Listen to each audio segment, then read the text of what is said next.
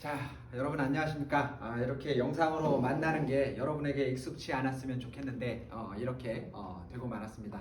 하지만 이렇게 수업을 하는 걸 다시 한번 양해를 좀 부탁드리면서 수업을 시작하려고 합니다.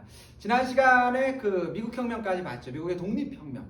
우리가 영국의 혁명 17세기 것을 봤고 18세기 후반부에 미국의 독립혁명 배우면서 한 6년 후에 거의 뭐 연이어서 프랑스 혁명이 터진다라는 이야기를 했습니다.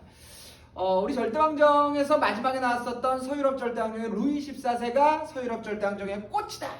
동유럽 절대왕정의 마지막에 나왔었던 러시아의 뾰트르 대제가 꽃이다 라고 이야기하는 것처럼 정말 시민혁명의 꽃은 우리 프랑스 혁명이라고 이야기를 합니다. 오늘 정말 시민혁명의 정수와 같은 프랑스 혁명을 배우도록 하겠습니다. 이게 이제 시민혁명 3부작의 마지막 이야기가 되겠죠. 이 수업에 앞서서 지난 5월 25일 2000년 작년이 되죠. 올해가 이제 1주년이 되었는데 여기 뭐 화면을 좀 보면 여러분도 익히 들었었던 사건이죠. 미국의 조지 플로이드가 백인에 의해서 참 억울하게 죽음을 당하면서 그 조지 플로이드의 그 억압적인 죽음, 그 죽음으로부터 폭발했었던 흑인 인권운동, 우리 BLM이라고 이야기되는 요 사이에는 흑인들을 중심으로 해서 동양인에 대한 억압과 차별 혹은 폭력 이런 것들이 또 문제가 되고는 있지만 그건 좀 별개인 것 같아서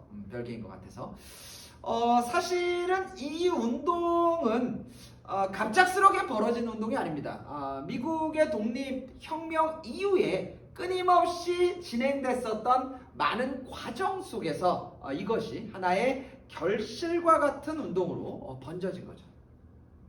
그 첫 번째 씨앗이라 그러면 좀 그렇지만 가장 큰 족적을 그렸었던 건 여러분이 아는 뭐 미국 교가 우리나라 세계사에 안 나오기 때문에 또 말씀을 드리는 우리 마틴 루터 킹의 흑인 인권운동의 역사죠. 인도의 간디와 같은 우리나라의 김구와 같은 사람이죠. 이분의 연설에 아주 유명한 연설이 I have a dream. 나에게는 꿈이 있습니다. 사실 이 꿈과 관련돼서는 우리 김구 선생님도 나에게는 꿈이 있습니다 라고 이야기를 한 적이 있죠. 김구 선생님 먼저기 때문에 사실은 이분이 뭐 이렇게 베낀 건 아니지만 공교롭게도 뭔가 해결하지 못하는 억압받은 사람에게 구원은 곧 꿈이지 않을까라는 생각이 들어요. 여러분에게도 꿈이 있나요? 여러분은 지금 억압받거나 뭔가를 헤쳐나간 어떠한 상황에 처해 있다면 분명하게 놓지 말아야 될 것은 I have a dream. 여러분에게도 꿈이 있었으면 좋겠습니다. 이 꿈과 관련된 마틴 루터 킹의 그 흑인 운동의 연설 과정, 그 인권 운동의 족적 과정에서 흑인들이 불렀었던 정말 대중적으로 불렀었던 노래 한 곡이 있었으니 그게 바로 이 노래입니다. 아주 단순한 노래죠. We shall overcome. We shall overcome. 뭐 영어를 저보다 너무나 잘 하시니까 해석은 되실 겁니다. 뭐라고 제목을 좀 해석해야 될까요? 우리는 overcome, 승리할 것이다. shall은 뭐뭐 할 것이다 라는 어떤 사실 will보다는 의지적 표현이죠. 우리는 반드시 승리를 할 것이야 라는 어떤 의지적 표현입니다. 노래도 사실 we shall overcome, 우리는 반드시 승리할 거야 라는 어떠한 이야기가 나옵니다. 그런데 참 재밌죠? We shall overcome, we shall overcome, we shall overcome. 마지막 세 번을 고르고 가장 마지막에 붙는 말 someday. 그 뒤에도 보면 내 마음속 깊은 곳에서 내가 믿는 것이 있다면 we shall overcome someday. 또다시 someday. 결국은 we shall overcome이 본인의 주장, 우린 반드시 승리할 거야 라고 할 적에 언제라고 묻는다면 someday. someday가 어느 날인가요? 내일인가요? 어젠가요? 오늘인가요? 사실 someday 해버리면 아무도 모르는 어떤 날 이런 거죠. 어떤 날. 그러나 분명한 것은 그것이 어떤 날이지만 그건 반드시 우리의 지금 꿈이 실현되는 we shall overcome 올 거다. 독립운동을 하셨던 분들도 사실 we shall overcome someday예요. 독립이 언제 오냐? 확신할 수 없지. 당장 내일 올지 10년 후 100년 후가 올지 모르겠지만 내 마음속 깊은 곳에서 we shall overcome.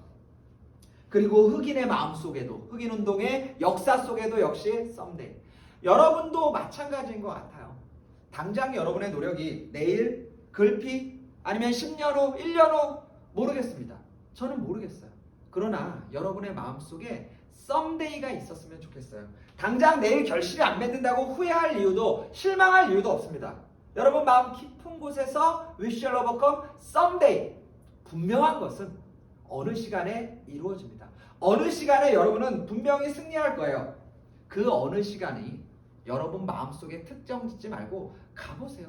가보시다 보면 분명한 건 그 썸데이가 바로 오늘 투데이가 될 수 있습니다. 미국은 그러한 과정 속에 흑인을 대통령으로 뽑기까지 하였죠. 그런 상황 여러분 마음속에도 있었으면 하는 바람 속에서 오늘 세 번째 프랑스 혁명을 보겠습니다. 자, 18세기 후반 역시 같네요. 미국 혁명과 거의 같고 미국 혁명 바로 다음이다 라고 보시면 돼요. 거기 연도가 1789년으로 나오는데 한 6년 후입니다. 미국 혁명 6년 후예요. 그러니까 거의 연이어 18세기 후반. 그러니까 역시 영국 혁명 한 100년 후가 될 것 같습니다. 18세기라면은 앞서 우리 미국 혁명 때도 말했듯이 우리 계몽주의 시대, 그 시대죠. 그런 걸 좀 염두하면서 좀 보겠습니다. 자, 배경 중에 아주 중요한 고유 명사 하나가 나오는데 프랑스에서는 왜 혁명이 터졌는가라고 묻는다면 딱 한마디만 사실 해도 돼요. 한마디. 그게 뭐냐? 1번에 나오는 구제도의 무슨 앙시앵레즘. 프랑스 말이에요. 앙시앵레즘을 영어로 하면 에이시언트 레즘. 에이시언트는 우리 고대의 옛날에 뭐 이런 거죠. 구라는 말과 사실 거의 같은 말이고 레짐은 체제예요. 혹은 제도. 그래서 옛날 제도, 이전 것이 문제가 되어서라는 뜻을 가지고 있지만 대단히 부정적인 혁명에 앞둔 이전 것이라면 다 시대에 이미 낡아 빠져서 이제는 폐기되어야 할 것들이라는 것을 포함하겠죠. 앙시앵레즘. 이 앙시앵레즘이라는 말은 실제로 많이 쓰여요. 지금도 마치 우리가 예전에 배웠었던 뭐가 있을까요? 마키아벨리라는 말이 마키아벨리즘. 그래서 우리 모든 수단 방법 가리지 않고 목적을 이루려는 그러한 행위, 그러한 것을 우리 마키아벨리즘이라고 지금 통상적으로 쓴다 그랬죠. 뭐 기사에 나옵니다. 앙시앙레즘의 잔혹한 보복. 그래서 지금 뭐 쓰여요. 옛 체제에 대한 어떠한 옛 체제가 지금 우리에게 계속 뭐 보복을 준다. 뭐 이런 얘기겠죠. 프랑스 얘기하는 게 아닙니다. 그냥 보통 명사로 이제 쓰이는 거죠. 자, 그래서 앙시앙. 그러면 도대체 앙시앙레즘, 프랑스가 직면한 옛 제도, 구제도라는 것의 실제 내용은 뭐냐라고 한다면 거기 지금 그림으로 나오죠. 이건 참 유명한 거예요. 유명한 거. 구제도의 모순을 풍자한 그림, 교과서에 나오는 것인데, 자, 구제도는 신분제도가 있는 제도입니다. 신분제가 있어요. 자, 1신분이 성직자고 2신분이 귀족, 그리고 3신분이 새롭게 등장하는 시민, 상공인들, 노동자들, 뭐 이런 뭐 농민들, 뭐 이러한 것입니다. 그림을 한번 보세요. 이 제3신분이 지금 허리를 굽히고 1신분과 2신분을 자신의 등에 떠안고 있죠. 힘들지 않나요? 두 사람이 지금 이 사람의 허리에 걸터 앉아서 호의호식하고 있죠.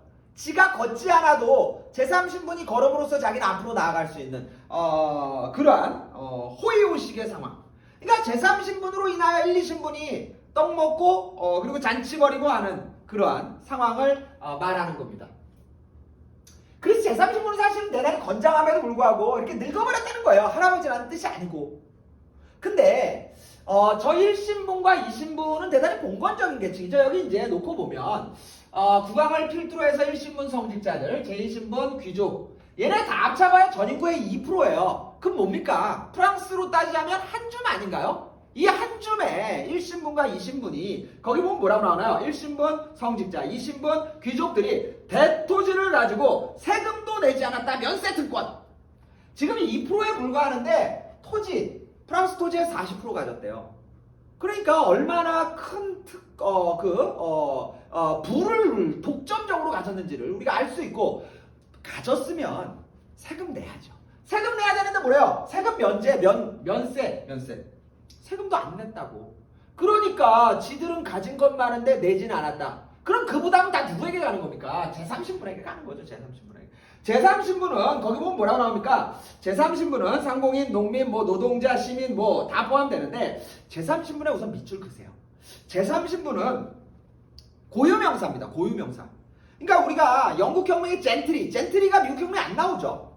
그러니까 젠트리라고 나오는 순간 영국의 청교도혁명 뭐 이런 걸 떠올리듯이 제3신분이라는 용어가 출현하는 순간 바로 프랑스 혁명을 지시한다라고 봐도 됩니다. 그리고 혁명의 주인공들이 바로 이 제3신분이에요. 구제도의 모순에 허덕이던 사람. 이 사람들이 결국 혁명의 주인공이 되죠. 이 제3신분은 98%예요. 98%. 그러니까 이 성직자와 그 귀족들을 제외한 모든 사람들이죠. 모든 사람. 그런데 거기 보니 세금을 과중하게 얘는 안 내니까 이 세금이 모두 밑으로 제3신분에게 이제 과중하게 내려오는 것이고 그리고 뭐 토지도 이렇게 많이 못 가졌습니다. 저쪽이 엄청 많이 가졌으니까. 많이 가졌으니까. 그러면 뭐 세금 여러분 아시다시피 우리 과세적 전통에 의하면 의회적 전통에 의하면 세금을 내면 의회에서 뭔가 발언권도 있고 이래야 되는데 이 앙시앙레즘 구제도 프랑스에서는 발언권이 없다는 거예요. 내라 그러면 그냥 내야 되는 겁니다. 그러니까 이제 이 목소리를 내고자 하는 어떤 욕망들이 분출할 수밖에 없죠. 옆 동네 영국은 100년도 훌쩍 전에 그런 권리를 얻었어요. 미국도 그 권리를 얻었습니다. 프랑스라고 왜 못할 겁니까? 이제 제3신분이 깨어나기 시작하는 겁니다. 자, 그래서 정치 참여에 아마 기회를 획득하기 위해서 들고 일어날 것이고 여기 있는 1, 2신분들은 그걸 방어하겠죠. 아마도 그 과정 속에 혁명이 있었겠구나라고 생각이 들면 될 것 같습니다. 자, 그럼 나중에 이 제3신분들은 상공업을 통해서 부를 축적하고 있었고 다른 한편으로는 계몽사상 나왔죠. 계몽사상.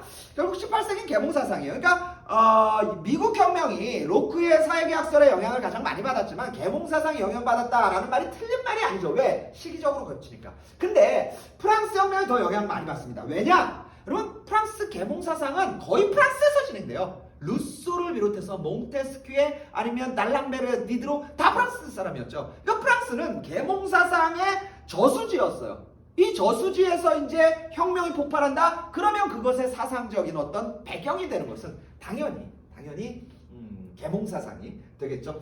자, 계몽사상의 수용 속에서 구제도를 타파하는 어떠한 열망이 허리 피고 싶은 거예요. 다 내려 이 자식들아. 뭐 이런 것들을 하고 싶었던 겁니다.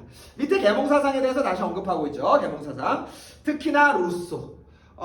로크의 영향을 안 받았냐라고 하면 100% 제외할 수는 없습니다. 그러나 분명한 것은 루소의 영향을 많이 받습니다. 이따가 프랑스 혁명의 인권선언이 나와요. 인권선언에 보면 명확하게 루소의 사상을 우리가 엿볼 수 있다라고 보시면 좋을 것 같고 뭐 암시적으로 제가 말씀드리면 루소의 가장 큰 핵심 뭐냐? 일반의지죠. 일반의지. 지난 시간에 우리 근대의식에서 봤어요. 일반의지.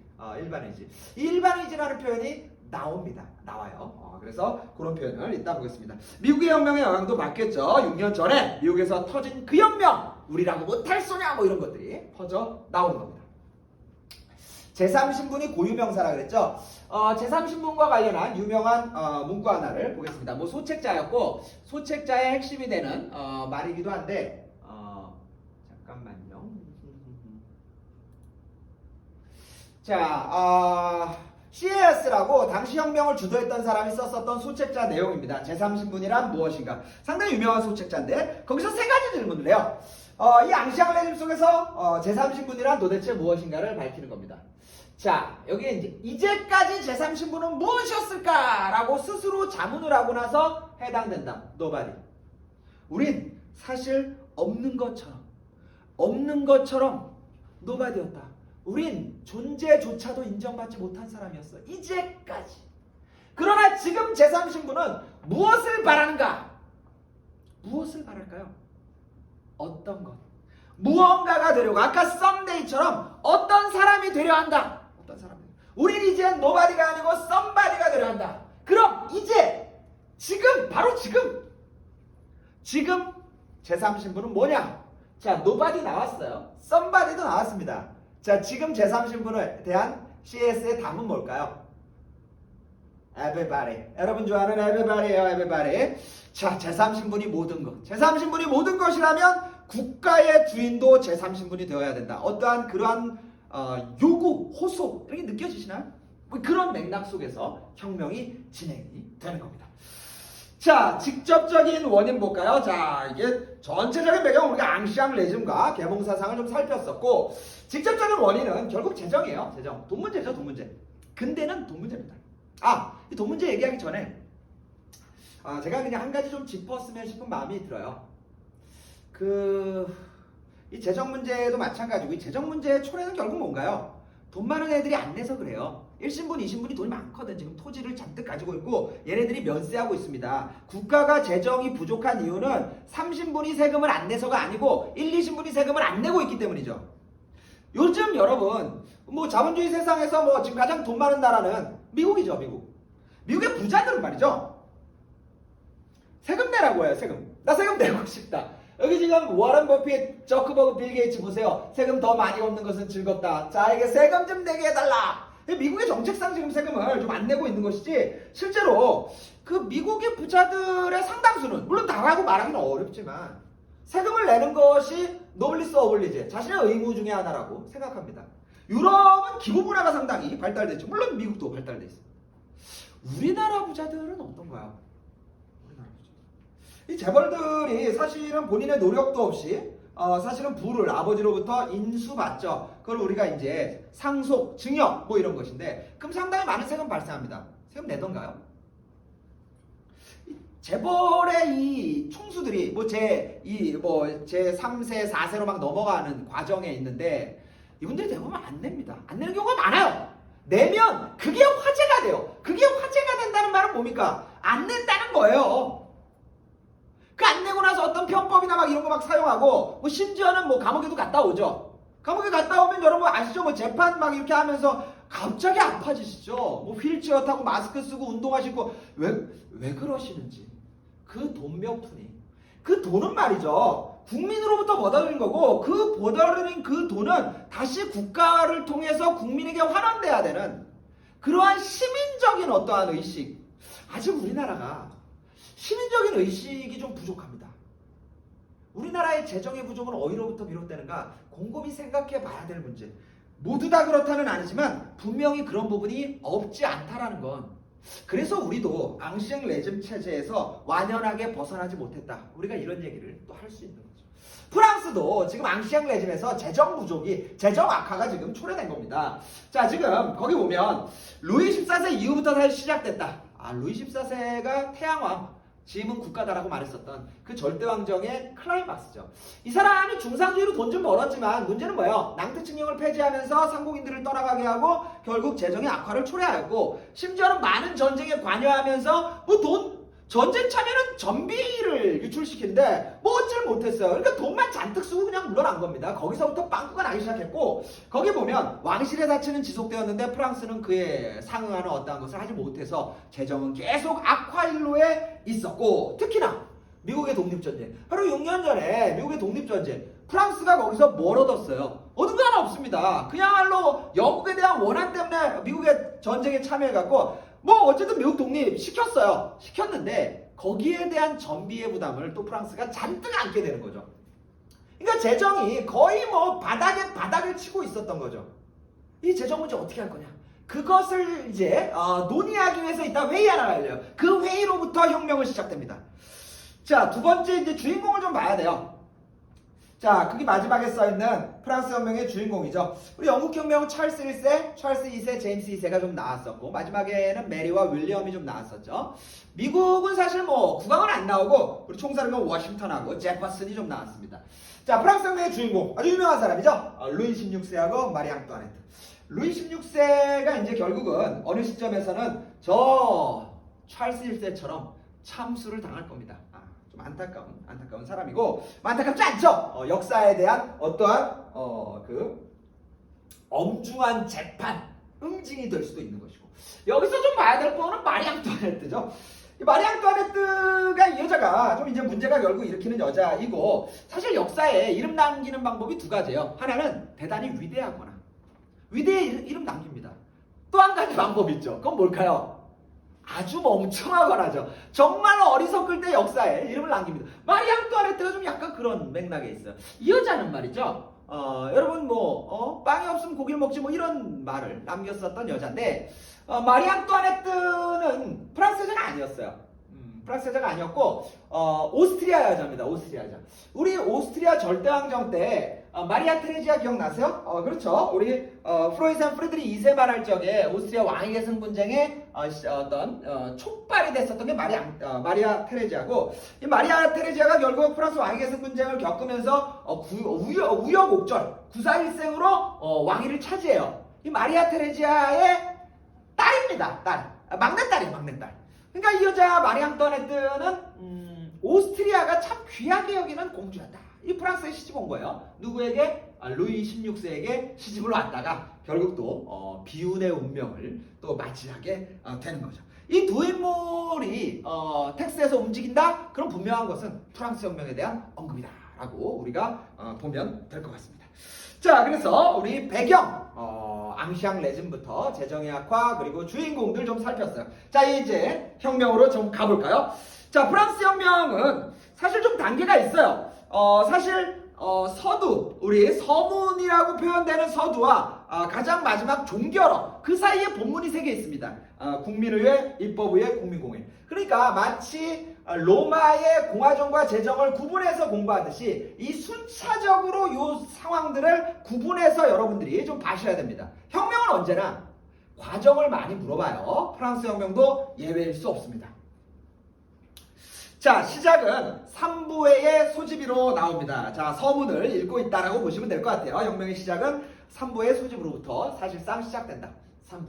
3부회는 중세 신분제 의회입니다. 중세 신분제 의회. 대표적으로 3부회가 있다. 지난번에 적기도 하였는데, 지금 앙시앙 레짐에 이제 신분제가 공고하고, 이 신분제 의회가 있었는데, 사실 거의 운영 안 됐어요. 운영 안 되다가, 재정이 빵꾸가 나니까, 이제 세금을 걷어야 될 거 아닙니까? 급해요. 너무 급합니다. 그래서 이제 신분제 의회를 이제 개최한 거예요. 무려 150년 만에 열린, 그런 의회입니다. 자, 그래서 회의가 열렸어요. 자, 성직자들이 1신분 모였고요. 귀족들도 모이고 제3신분도 모였습니다. 1신분, 2신분, 제3신분 이렇게 되는 거겠죠. 자, 그래서 한부의 논의는 뭐냐? 세금 걷는 거예요. 과세. 자, 그래서 회의를 잔뜩 열었어요. 자, 이 숫자는 인원입니다. 인원. 대표자 인원이에요. 자, 이 3부에는 어떤 방식으로 의결을 하냐? 신분별 투표를 합니다. 신분별 투표. 신분별 투표라는 건 뭐냐? 성직자끼리 회의를 해요. 귀족끼리 회의하고 제3신분끼리 회의를 합니다. 그래서 성직자가 결정한 다수결에 의해서 성직자의 의견, 귀족이 다수결에 의해서 귀족의 의견, 제3신분이 다수결에 의해서 제3신분의 의견, 그런 신분별 토의와 신분별 어떤 투표에 의해서 진행됩니다. 그럼 여러분 생각해 보세요. 지금 세금을 거두려고 그래요. 그럼 정확히 말하면 뭡니까? 1신분, 2신분 지금 세금 안 내는 거 아닙니까? 그러니까 사실 결론은 뭐야? 제3신분에 지금 내는 세금을 더 올리자. 이거밖에 이 뻔한 내용을 지금 이야기하려는 거예요. 그럼 제3신분 기분 좋을까요? 안 좋을까요? 안 좋죠. 지금 내 세금 더 올리겠다는 거 지금도 억울한데, 아니 저놈들이 안 내고 있는 놈이 내야지. 지금 이게 웬 말이냐? 근데 그걸 거부하려고 그래도 거부할 수가 없습니다. 왜? 신분별 표결을 하면 성직자 한 표, 귀족 한 표, 이 한 표. 2대1이에요. 2대1. 뒤집을 수가 없습니다. 제3신분의 경우는 이 3부와의 룰을 바꾸지 않는 한 결정을 뒤집을 수가 없어요. 그래서 어떻게 하냐? 거부합니다. 거기 지금 그 내용이 나오는 거예요. 자, 3신분은, 제3신분은 신분별 투표를 거부한다. 이 뻔한 투표 거부한다. 그러면 어떤 방식 택하냐? 역제안을 합니다. 머릿수 투표결 가자. 머릿수 표결이 뭐예요? 한 사람에게 한 표씩. 따로 회의하지 말고 전체 회의하고 그리고 한 사람씩 표결하자. 이게 뭔가요? 머릿수 표결. 이게 모통선거예요. 이게 모통선거입니다. 이게 민주주의의 가장 근간이 된다는 거죠. 그러니까 사실 제3신분이 의도하진 않았지만 민주주의라는 것이 이렇게 하나하나 계단을 밟고 있었던 겁니다. 머릿수 표결로 가자. 참 재밌죠? 제3신분이 머릿수 표결에 자신감을 보였던 건, 자, 성직자와 귀족, 지금 숫자가 나오죠? 이걸 다 합치면 560표예요. 저쪽에 제3신분 585입니다. 자, 여기가 100% 동의해도 이깁니다. 제3신분이 이겨요. 그리고 사실 성직자와 귀족 중에서도 제3신분의 의견을 동의하는 사람들도 있었어요. 그러니까 머릿수 표결로 가면 100% 이깁니다. 제3신분으로서는 명분과 그리고 방법의 절차적인 어떤 정당성 그런 것들을 모두 고려했을 때 머릿속 표결 가자. 상당히 설득력 있는 대안이 될 수 있었죠. 그런데 문제는 뭐냐? 그거 받겠어요? 성직자 귀족이 자신의 특권을 보존할 수 있는데 그것이 깨질 수 있는 걸 받을 수가 없죠. 받지 못할 겁니다. 역사는 언제나 권력자들이 자신의 권력을 스스로 내놓지 않았어요. 당연히 그런 부분에 있어서 충돌이 불가피하겠구나. 결국 귀족과 성직자들은 거부합니다. 그러니까 제30을 어떻게 하냐? 판 깨자라고 하는 거죠. 더 이상 이러한 회의에 참여할 수 없다. 튀어나와요. 튀어나오면 회의장 밖으로 튀어나갑니다. 나갔더니만 뭐가 있었냐? 테니스 코트가 있었어요. 좋다. 여기에 모여라. 그래서 테니스 코트에 제30분이 모여요. 그래서 everything, everybody라 그랬죠 아까. 이제 우리가 국가를 대표한다 라고 하는 겁니다. 2번 테니스 코트에서 서약을 합니다. 제30분이 모여서 국민의회 밑줄 드디어 독자적인 의회를 구성하는 거예요. 제3신분이 독자적인 의회, 3부회가 아니고 독자적으로. 왜 이게 가능하냐? 우리가 에브리바디니까. 그래서 독자적인 국민회의를 구성한 겁니다. 자, 그렇게 하니까 왕이 이제 야 어떻게 과세 잘 됐냐? 라고 봤더니 판 깨졌대. 그리고 제3신분이 모여갖고 저기서 뭐 국민회의고 뭐 어쩌고 한 거죠. 루이 16세 입장에서는 이해도 안 되고 저 썩을 놈들이 어떻게 뭐 존재감도 없는 저런 뭐 거지 같은 애들이 국가를 대표하고 국민을 대표하고 말이 안 되는 거 아닙니까? 루이 16세 입장에서. 그래갖고 탄압을 야 연장 챙겨라. 군대 좀 소집해야겠네. 쟤네 뭐 버릇 좀 들여야겠는 거 아니야? 그래서 이제 루이 16세 입장에서는 탄압을 시도할 수밖에 없는, 시도하려는, 어찌 보면 역사의 큰 흐름을 깨려는 그러한 반발의 시도가 생기게 되는 거죠. 자, 제3신분은 이제 폭풍을 만나게 됩니다. 하지만 그 폭풍이 전혀 두렵지 않았어요. 거기까지 갈 생각으로 사실 여기까지 온 겁니다. 그래서 좋다. 우리가 먼저 선빵을 날리자. 어쨌든 싸움은 선빵이에요, 선빵. 그래서 제3신분의 국민회의는 이제 혁명을 시작합니다. 그 혁명의 신호탄이 뭐냐? 밑줄! 바로 바스티유 감옥 습격 사건입니다. 사실 3부의 소집 테니스 코트 서약 바스티유 감옥 습격 다 중요한 거예요. 여기는 뭐 프랑스 혁명은 버릴 게 없습니다. 바스티유 감옥 습격 사건. 이제 루이 16세가 그 탄압을 테니스 코트에서 선언하는 걸 탄압하려고 하는 모습이고 테니스 코트에서는 헌법이 제대로 해산하지 않겠다라고 지금 버티고 있는 상황. 이 상황에서 이제 바스티유 감옥을 습격하는 거예요. 바스티유 감옥은 뭐냐? 우리가 이제 일제로부터 지금 식민지배를 받았죠. 일제 식민 통치를 상징하는 공간이 어딜까요? 물론 뭐 여러 군데 있습니다. 그 중에 한 군데가 서대문 연구소 아닐까요? 그렇죠. 서대문 연구소. 모든 독립운동가를 잡아들였던 당시 제3신분에게 있어서 앙시앙 레짐의 상징이 어딜까? 그 상징적인 곳을 강타하면서 우리의 의지 혁명에 불길을 올리겠다. 그게 바로 바스티유였던 거죠. 그래서 바스티유를 습격한 겁니다. 바스티유를 습격했어요. 근데 사실 이런 이야기하고는 또 실제하고 약간 틀려요. 이게 바스티유 감옥이 상징 맞았거든? 근데 실제로 운영 거의 안 됐어요. 그러니까 여기 습격을 했는데 죄수가 7명밖에 없었대요. 죄수 7명밖에 없었고 간수가 몇 있었지? 7명 있으니까 또 간수가 있는 거죠.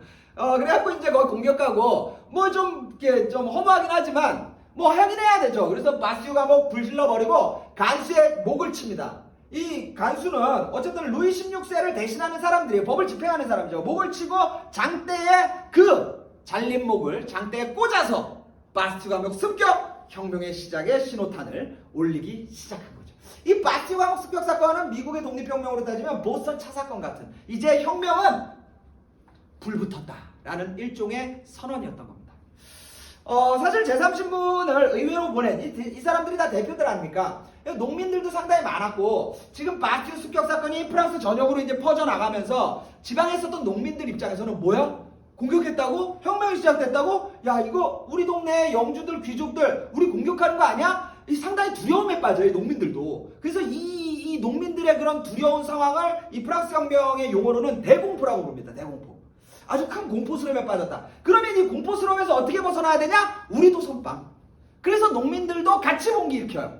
그래서 중앙 파리에서는 바스티유 습격 사건을, 그리고 지방의 농민들은 봉기하면서 프랑스 전역으로 혁명이 불길처럼 번져갔다. 이게 이제 프랑스 혁명의 시작이 되는 겁니다. 자, 프랑스 혁명은 시작되었다. 자, 그래서 3부의 소집 테니스 코트의 서약, 마지막으로 바스티유 습격 사건, 이렇게 해서 프랑스 혁명이 시작됩니다. 바스티유 습격을 한 날이 7월 14일이에요. 그래서 프랑스 혁명의 기념일이 바로 이 바스티유 습격 사건. 사실 프랑스 혁명이 프랑스를 만들었다고 봐요. 이따가 보면 프랑스의 국가도 사실은 프랑스 혁명 중에 나온 것이고, 프랑스의 독립기념일도 이 바스티유 습격 사건으로 좀 삼는 거죠. 혁명 기념일. 프랑스라는 나라의 현재를 만든 것이 프랑스 혁명이었다라고 보시면 될 것 같습니다. 자, 국민의회죠. 자, 용어 잘 써야 돼요. 제가 지금 헷갈렸습니다. 국민의회는 이제 차근차근 마음에 품은 것을 시행해 나가기 시작합니다. 자, 거기 보면 세 가지 것이 있는데요. 자, 이 세 가지를 다 알아야 됩니다. 이 세 가지가 국민의회 것이다 라고 이제 국민의회로, 그 다음에 입법의회로, 마지막으로 국민공회로 각각의 의회가 무엇을 하는지 구분을 해야 돼요. 첫 번째가 이제 국민의회입니다. 자, 첫 번째는 뭐냐? 봉건제를 폐지하는 거죠. 이제 형식적으로 존재했던 봉건제를 완연하게 폐지하면서, 특히나 이제 신분적 질서에 근거했었던 공납이 이제 평민들이 이제 귀족이나 이런 사람들에게 바쳐야 될 것들이죠. 이걸 폐지해 버리면서 사실상 봉건제를 공적으로, 선언적으로 폐지시켜 버립니다. 아주 중요한 선언이 되죠. 자, 두 번째는 이것도 아주 중요하죠. 우리 소위 말하면 인권선언. 사실 전 세계에 여러 가지 인권선언이 있지만 가장 대표적으로 말하는 게 바로 이 프랑스의 인권선언이죠. 인권선언은 줄여서 한 말이고, 실제로 이제 풀네임은 인간과 시민에 대한 권리선언이라고 말합니다. 이걸 줄여갖고 인권선언이라 하죠. 인권선언을 발표를 하죠. 이제 신분적 억압, 봉건적 억압으로서의 인간이 아니고 이제 근대적 시민으로서의 인간이란 무엇인가를 새롭게 규정하는 겁니다. 자, 그 인권선언의 내용 볼까요? 자유, 평등, 박애의 정신 속에, 이게 이제 프랑스 깃발을 상징하는 거죠. 파란색의 블루의 자유, 화이트의 평등, 그리고 붉은색의 박애. 박애가 뭐예요? 박애, 애자가 사랑 애자죠. 결국 포괄적 사랑, 넓은 사랑, 이웃에 대한 사랑이에요, 사랑. 어디서 많이 보지 않았나요? 우리 학교 교훈하고 비슷하죠. 우리 학교 교훈은 자유, 사랑, 박애 있죠. 자유, 사랑 두 가지 있어요. 그 다음엔 평화, 이렇게 나오고, 프랑스 혁명은 자유, 평등, 박애. 그러니까 우리 학교의 교훈에 없는 건 사실 평등이에요. 프랑스 혁명에 없는 건 사실은 평화죠. 근데 참 저는 개인적으로 그렇습니다. 자유가 주어진다면 사실 평등이 있어야 돼요. 평등과 자유가 서로를 제한하지 않는다면 실질적으로 평화가 구현되기 어렵습니다. 사랑이라는 것은 이 두 가지를 관철하는 힘이고, 그래서 저희에게 우리 교훈에 평등이라는 용어도 있었으면 참 좋았을 것을, 그것이 다 갖추어진다면 마지막 종착역으로 평화라는 것은 언급하지 않더라도 이루어진다. 개인적인 사견입니다. 역사적인 것이니까. 어쨌든 이러한 정신이 있었고, 자, 그 다음에는 이제 신성불가침의 재산권. 신성불가침은 아무도 손댈 수 없는 신이 부여한 재산권. 이 재산권을 신이 부여한 것이라고 말하는 것은 이 제3신분 중에서도 말이죠. 제3신분도 지금 그라데이션해요. 돈을 많이 가진 시민층부터 돈이 없는 하층민. 여기 중에서 돈 많은 부유층, 돈 많은 시민층들이 이 혁명을 지금 현재 주도하고 있구나. 국민의회는 사실은 시민들 중에서도, 제3신분 중에서도 유상가계층, 돈이 좀 있는 계층들이 지금 주도하고 있는 겁니다. 그렇기 때문에 자신의 권리로서 재산에 손대지 마라. 우리 재산은 혁명이 일어나더라도 재산만은 건드리지 마라. 요 문구를 넣은 거예요. 이 문구는 사실상 프랑스 혁명의 인권선언의 독특한 문구이기도 하지만 유산자층이 주도하고 있구나, 돈 있는 자가 주도하고 있구나, 이런 걸 좀 보여주는 겁니다. 이따가 또 이게 구별돼요. 자, 그리고 천부인권과 인민주권, 그리고 일반의지. 요거는 미국 독립혁명과 사실 비슷하죠. 천부인권은 독립혁명에 있었던 거고요. 그리고 인민주권은, 사실 인민주권은 앞서 배운 주권재민하고 크게 다르지 않습니다. 인민이 주권을 가졌다, 주권이 재민, 백성에게 있다. 동일한 표현이죠. 그러니까 사실 이 두 가지는 미국혁명과 구분이 안 돼요. 그러면 미국혁명과 구분이 되는 건 결국 뭐냐? 마지막에 나오는 일반의지입니다. 일반의지라는 말이 프랑스 혁명에 대단히 독특한 성격을 가져요. 왜 그러냐? 앞서서 제가 설명드렸죠. 프랑스 혁명은 어느 사상에 영향받았다고? 계몽주의 중에서도 루소의 핵심 개념이 뭐라고? 일반의지. 일반의지는 법이었죠. 이 일반의지가 들어가냐 안 들어가냐에 따라서 대단히 구분선이 명확해집니다. 자, 이제 본문을 볼까요? 자, 인간과 시민에 대한 권리선언, 인권선언 내용입니다. 본문이 나올 수 있어요. 본문이 나온다면 우리 권리청원과 장전 받고 그리고 미국의 독립선언서 봤습니다. 이제 마지막으로 보는 인권선언이요. 프랑스 혁명의 국민의회 시대에 발표한 겁니다. 자, 1조 보니까 사람은 자유롭고 그리고 평등한 권리를 갖고 태어났으며 그렇게 살아간다. 사실 천부, 하늘이 주었다라는 표현은 없지만 상당히 본래 그걸 가지고 태어났다라는 말은 천부인권적인 성격이 상당히 많이 가미되었다라고 우리가 간주할 수 있죠.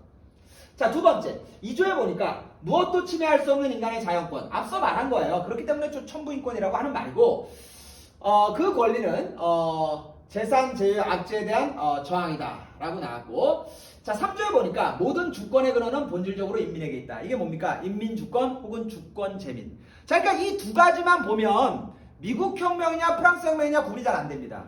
그런데 여기 6조에 보니 아주 중요한 표현이죠. 법은 일반의지의 표현이다. 일반의지라는 용어가 나왔어요. 제가 루소 때 말했죠. 그 일반의지의 표현이 법이라고 말했어요. 그러니까 이 일반의지 혹은 법이라는 표현은 결과적으로 루소의 사상에 강력한 영향을 받았던 프랑스 혁명 거구나라고 이제 구분을 지을 수 있는 거죠. 자, 그래서 일반의지라는 표현이 나왔어요. 자, 마지막 17조에 보면 소유권은 그 무엇도 침해할 수 없는 신성한 권리다.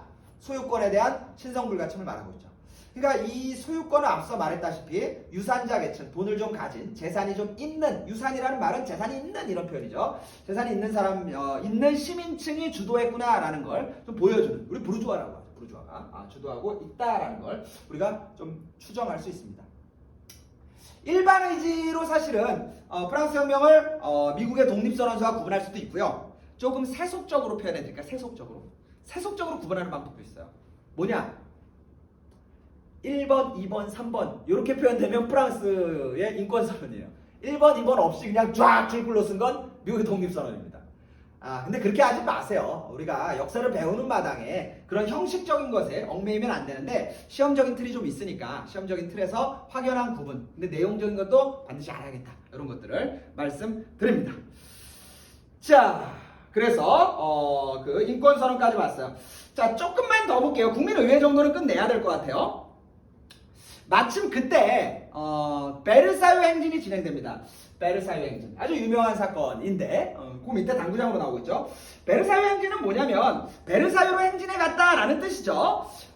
루이 16세는 지금 어디 있을까요? 루이 16세는 지금 베르사유 궁전에 있어요. 베르사유 궁전은 파리 바로 곁에 있는 도시라 그랬죠. 우리 루이 14세 때 말을 드렸었던 것 같아요. 그 루이 14세가 베르사유에 있으면서 혁명이 터지고 뭐 어쩌고 저쩌고 뭐 국민의회가 뭐 한다는 얘기를 다 속속들이 듣습니다. 그러면서 뭐라 그랬어요? 콧방귀 끼겠죠. 어디 뭐 거접 쓰레기들 같은 놈들이 뭐 의회를 세우고 지들이 뭐 봉급 폐지하면 뭐 인권선언하면 다 되는 줄 알아? 야, 안 되겠다. 야, 쟤네들 이제 끝장 좀 봐야겠어. 그러면서 이제 베르사유 궁전에서 사실상 혁명을 반발하는 역혁명, 진압하려는 시도가 진행된다라는 소문이 횡행하게 파리로 전해지는 겁니다. 그러니까 파리에 있었던 이 시민들이 가만히 있으면 안 되는 거죠. 그래서 베르사유로 행진해 가는 거예요. 누구 잡으러? 루이 16세 잡으러. 가는데 여기 지금 베르사유 행진할 때 모습 보세요. 거의 성별적으로 여성이 많지 않나요? 제가 보기에는 서양 역사 중에 가장 뚜렷하게 여성이 앞장서는 장면 중에 하나가 이 베르사유 행진입니다. 여러분, 그 공적으로는 남성이 많이 이렇게 공적 활동을 하지만 집으로 가면 이때도 여성의 힘이 강했어요. 그러니까 당시 경제적인 압박들이 상당히 강했고, 재정 압박이 경제적 압박 아닙니까? 이것에 가장 피부적으로 느끼는 사람들은 부녀자들이었죠. 이 부녀자들이 도저히 못 살아서 이 불만들이 이걸 실현해야 되는데 이게 좀 안 될 것 같아? 이 분노가 막 쏟아지는 거예요. 그래서 이제 남편, 당신 못할 거면 내가 할 거야. 그러면서 이제 막 낫 들고 집에 있는 새스랑 들고 막 창 들고 나선 겁니다. 부녀자들이 5천여 명 가까운 부녀자들이 노망난 그 루이 16세 잡으러 가자. 그러니까 이제 그 아내 뒤에서 남편이 여보 같이 가. 뭐 이런 식이었어, 이런 식. 그래서 베르사유로 갑니다. 베르사유 궁전에 딱 갔어요. 갔더니 루이 16세는 사냥 떠났대. 줬어. 내가 우리가 기다리고 있어. 그래서 부녀자들이 이제 기다리고 있었어요. 그랬더니 마침 그때 마리 앙뚜아네트가 그 안에서 저희 여자들은 뭐요? 라고 이제 안에서 말을 하는 거죠. 그러니까 뭐 시위 왔는 모양이고 뭐 어쩌고 저쩌고 루이 16세를 자꾸 뭐 이렇게 설명을 했겠죠. 그랬더니 이제 마리 앙뚜아네트가 했다는 그 말이 바로 이 말이죠. 아니 빵을 자꾸 달라고 하는데 빵 없으면 고기 먹지. 난 이해가 잘 안 되는데? 라는. 이 말은 사실은 했는지 안 했는지 몰라요. 했는지 안 했는지 모르는데 그런 소문이 이제 난 것이고 마치 그러다 보니까 프랑스 혁명의 하나의 상징적인 문구가 되긴 됐습니다. 이게 이제 특권층에 대한 생각이죠. 우리 저작거리 서민들에 대해서 아무 생각 없는 거. 간혹가다 이제 대선 후보 토론회 같은 거 하면 버스 요금이 얼마인지, 지하철 요금이 얼마인지 이렇게 물을 적에 엉뚱한 얘기하는 사람이 있습니다. 정말 그건 들을 때마다 처참해요. 국민을 위한다는 사람이 국민에 대해서 전혀 이해하지 못한다. 이것이 지금 우리에게도 꽤나 보인다. 당시에도 그랬다. 이렇게 되는 겁니다. 루이 16세가 와요. 루이 16세가 마침 옵니다. 그래서 뭐야 이것들이 막 그랬더니 결국은 뭐 어쩌고 저쩌고 그래요. 그러니까 야 뭐 이렇게 이런 쓰레기들 막 이렇게 저항을 루이 16세가 하였지만 결국 이 부녀자에게 잡혀서 루이 16세 그리고 마리 앙뚜아네트는 혁명의 본산, 혁명의 중심 파리로 압송해 옵니다. 거기서 꿍꿍이 부릴 생각하지 말고 파리로 들어와. 그래서 파리에 있는 틸리르 궁에 갇힙니다. 자, 거기 보면 베르사유 행진으로 루이 16세를 베르사유에 있었던 루이 16세를 파리로 압송해 왔다. 그래서 감금시켰어요. 감금된 루이 16세 마리 앙뚜아네트 고민이 깊습니다. 마리 앙뚜아네트가 이런 생각을 꺼내요. 여보, 내가 친정이 오스트리아 아니요. 내가 은밀하게 거기다 소식 보냈더니 오스트리아로 오래요. 도망 오랍니다. 우리 빨리 도망갑시다. 그래갖고 이제 둘이 작전을 짜고 물론 수하들이 좀 있죠. 그래서 수하들 데리고 은밀하게 도망을 해요. 참 이 바렌 사건이라는 건데 도망을 갑니다. 파리에서 오스트리아 쪽으로 이 도망을 가려면 이 도망은 몰래 가야 되는 거 아닙니까? 근데 얘네들이 또 이렇게 자기가 왕이었고 그러다 보니까 마차를 4대나 이끌고 마차 안에 포도주고 잔뜩 싣고 화장실도 있고 호화로운 도망을 해요. 파리로 벗어나긴 했었지만 파리로 벗어나니까 이제 또 안전하다고 생각해서 산책도 하고 그래요. 이런 도망자를 감히 상상할 수 있나요? 그런데 루이 16세나 마리 앙뚜아네트 그랬어요. 얼마나 참 현실 감각이 없습니까? 국경 근방에서 바렌에서 결국 잡혀요. 잡혀서 제압성 들어옵니다. 제압성 다시 들어와요. 잡혀왔어요. 그러면서 혁명이 과격화됩니다. 뭐야? 국왕이, 우리가 아버지 어머니로 섬겼던 국왕이 우리나라를 버리고 오스트리아로 도주하려 했다고, 우리나라를 다시 잡아먹으려 했다고, 우리 국민들을 다시 제거하려 했다고. 이 분노라는 건 엄청난 겁니다. 이 사건이 촉발했었던 어떤 것이. 그래서 결국 혁명은 대단히 과격한 방식으로 이제 올라가는 거죠. 이 사건이 이제 이후의 혁명의 과격화의 촉발선이 돼요. 촉발선. 자, 그런 과정 속에서 국민의회는 헌법을 제정합니다. 헌법 제정 대단히 중요해요. 헌법 제정 대단히 중요합니다. 지금 국민의회의 봉건제 폐지 그리고 인권선언, 마지막에 헌법 제정. 이 세 가지는 키 중에 키예요. 시험 엄청 많이 나옵니다. 헌법 제정. 이 헌법은 뒤에 또 헌법이 한 번 더 나오거든. 그거랑 구분이 될 겁니다. 그래서 국민의회 헌법이라고 보시면 될 것 같아요. 자, 입헌군주제를 마련합니다. 그러니까 루이 16세가 나쁜 짓을 좀 하긴 했지만 죽일 수는 없고 폐지하는 건 너무 좀 과격하고 그래서 대체로 좀 온건한 성향으로 법을 마련하고 우리가 지금 헌법을 마련하니까 헌법을 세우고 군주권을 제약하자. 이게 이제 입헌적 전통이 없기 때문에 수순을 이렇게 밟는 거예요. 그래서 입헌군주정이라는 것을 택하고 그리고 선거를 하자. 이제 신분제적인 선거가 아니고 이 국민들이 원하는 국민선거를 하자라고 선거를 도입했는데 제한선거예요. 제한선거라는 말은 뭐냐? 유산층이 뭐예요? 돈 좀 있는 시민들. 돈 좀 있는 시민들에게만 선거권을 줍니다. 이게 이제 문제가 된 거죠. 아까 이제 인권선언의 신성불가침의 재산권이 또다시 관철되고 재확인되는 거예요. 사실 같이 줘야지. 근데 없는 놈들은 배제하고 결국 있는 시민들만 선거에 참여한다. 그러니까 이 국민의회의 혁명도 사실은 돈 가진 시민들의 혁명이었던 겁니다. 이 이야기는 뒤집어 말하면 뭘까요? 돈 없는 시민들도 이제 혁명에 나서서 이거 뒤집겠죠. 그 이야기가 뒤에 나옵니다. 그러니까 이게 이제 1차전이라고 보시면 될 것 같아요. 자, 그래서 제한선거. 자, 그래서 입헌군주정과 제한선거를 하나의 기둥으로 삼아서 헌법이 마련되고 이 헌법을 이제 헌법의 기초에서 의회가 구성되는데 그게 바로 다음 의회인 입법의회가 됩니다. 입법의회가 돼요. 자, 입법의회는 다음 시간에 좀 배우시면 좋을 것 같아요. 자, 지금 프랑스 혁명이 상당히 가파르게 진행되고 있어요.